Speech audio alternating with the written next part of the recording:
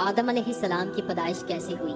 अल्लाह ताला ने जब हज़रत आदम अलैहिस्सलाम के ज़हूर का फैसला किया तो हज़रत इज़राइल अलैहिस्सलाम को हुक्म हुआ कि एक मुट्ठी खाक हर किस्म की सुर्ख, सफ़ेद और स्याह ज़मीन से लाए।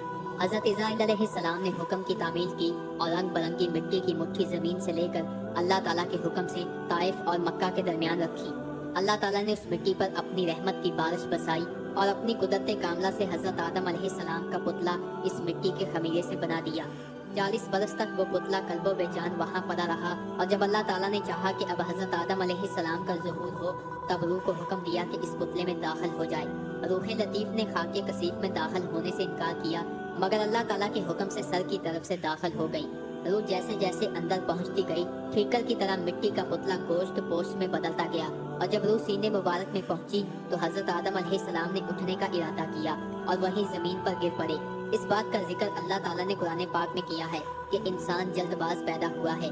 इस हालत में हज़रत आदम अलैहिस्सलाम ने चीखा तो अल्लाह के हुक्म से अल्हम्दुलिल्लाह कहा और इस पर अल्लाह ताला ने जवाब में यरहमुकल्लाह कहा और इस तरह अल्लाह ताला ने हज़रत आदम अलैहिस्सलाम की तहलीक की।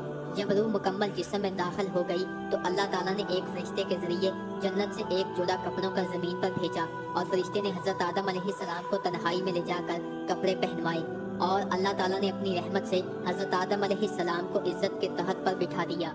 सुनने में आया कि फरिश्ते हज़रत आदम अलैहिस्सलाम की तहलीक से पहले आपस में कहते थे कि जिसको अल्लाह ताला खाक से बनाकर खिलाफत की मनसब पर बैठाएगा वो अल्लाह ताला के नज़दीक हमसे ज़्यादा अजीज ना होगा और हम जो दिन रात अल्लाह ताला के जिक्र में मशगूल रहते हैं इससे अजीम ही रहेंगे।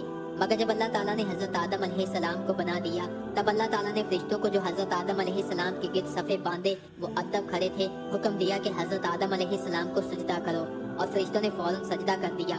मगर इब्लीस शैतान ने इनकार किया और बोला कि मैं आदम से बेहतर हूँ क्योंकि मुझे तुमने आग से बनाया है और आदम को मिट्टी से। इस नाफरमानी से शैतान अल्लाह ताला की बारगाह से निकाल दिया गया और हज़रत आदम अलैहिस्सलाम आज़ादी से जन्नत में रहने लगे।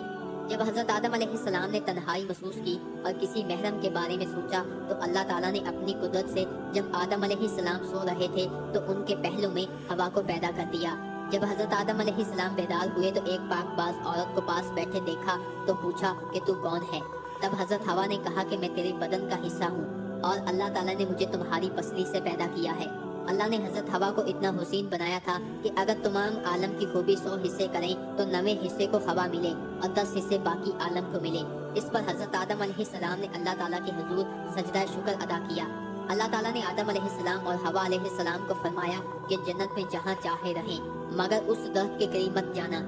दूसरी तरफ इब्लीस अल्लाह की बारगाह से निकाला गया था और हसद की आग में जल रहा था और किसी मौके की तलाश में था कि कैसे आदम और हवा को अल्लाह ताला की नाफरमानी पर राजी करे। इब्लीस ने सबसे पहले ताऊस से दोस्ती की और उससे दरखास्त की कि दोस्ती का हक है कि वो उसे किसी तरह बहिश्त में पहुंचा दे ताकि वो आदम और हवा से अपना बदला ले सके। ताऊस ने इस बात से इनकार किया और कहा कि वो सांप से बात करे, हो सकता है कि वो उसकी मदद करे। तब इब्लीस सांप के पास गया और उसे अपने करीब के मंतर से फरिश्ता कर दिया और सांप इब्लीस को अपने मुंह में डालकर बहिश्त के अंदर ले गया और बहिश्त के दरबान को उसकी मुतल्लक खबर न हुई। इब्लीस हज़रत आदम अलैहिस्सलाम और हवा अलैहिस्सलाम के पास बहिश्त में गया और रोना शुरू कर दिया। आदम और हवा ने शैतान को बिल्कुल नहीं पहचाना और पूछा कि क्यों रोता है। तब शैतान ने इन्हें खबरदार किया ये बहिश्त की सारी नेमतें उनसे छिन जाएंगी और वो मर जाएंगे। इस बात पर आदम अलैहिस्सलाम और हवा अलैहिस्सलाम दोनों गमज़दा हुए। तब शैतान ने इन्हें कहा कि तुम्हें एक ऐसा दरख्त बताता हूँ कि जिसका मेवा खाने से तुम हमेशा जिंदा रहोगे और मौत तुम्हारा कुछ नहीं बिगाड़ सकेगी।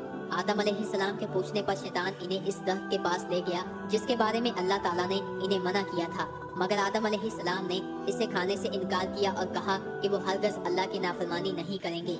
शैतान ने कसम खाई कि मैं तुम्हारा खैर ख्वाह हूँ, मगर आदम वहाँ से उठकर चले गए। शैतान हज़रत हवा अलैहिस्सलाम के पास आ गया और इस तरह उनके दिल में वसवसा डाला और शैतान के कहने पर सांप ने शैतान की सच्चाई की गवाही दी। तो हज़रत हवा अलैहिस्सलाम आदम अलैहिस्सलाम के पास तशरीफ लाई और अर्ज़ की कि सांप तो बहिश्त का खादिम है और वो भी इब्लीस के हक में गवाही दे रहा है, इसलिए मैं पहले इस दर्द का फल खाती हूँ। अगर कुछ गलत हुआ तो आप अल्लाह से मेरे गुनाहों की माफ़ी मांगना और अगर कुछ ना हुआ तो आप भी खा लेना और फिर हम सारी जिंदगी चैन से जन्नत के मेवे खाएंगे और मौत हमारा कुछ नहीं बिगाड़ सकेगी। इस तरह आदम अलैहिस्सलाम और हवा अलैहिस्सलाम ने शैतान के बहकावे में आकर वह ममनूना खाना खा लिया जिसे अल्लाह ताला ने मना किया था। खाने के बाद दोनों के सतर एक दूसरे के सामने जाहिर हो गए और वो पत्तों से अपने जिस्म को छुपाने लगे। اور اللہ تعالیٰ اس بات پر ناراض ہوئے اور انہیں جنت سے نکال کر زمین پر پھینک دیا۔ بعد میں اللہ تعالیٰ نے حضرت آدم علیہ السلام اور حوا کو معافی کی دعا سکھائی اور معافی مانگنے پر انہیں معاف کر دیا اور ایک عرصے تک انہیں زمین میں رہنے کا حکم دیا تاکہ انہیں مزید آزمایا جا سکے۔ اسی لیے دوستو ہم سب کو اچھے کام کرنے چاہیے اور شیطان کے نقش قدم پر نہیں چلنا چاہیے، کیونکہ ہمیں پتہ ہے کہ شیطان ہمارا ازلی دشمن ہے اور اس نے ہمارے ماں باپ یعنی آدم حوا کو جنت سے نکلوا دیا تھا اور وہ ہمیں بھی جنت میں نہیں جانے دے گا، مگر ہم اللہ تعالیٰ کے احکام پر چل کر اور اللہ تعالیٰ کی خاص رحمت سے انشاءاللہ جنت میں ضرور جائیں گے انشاءاللہ۔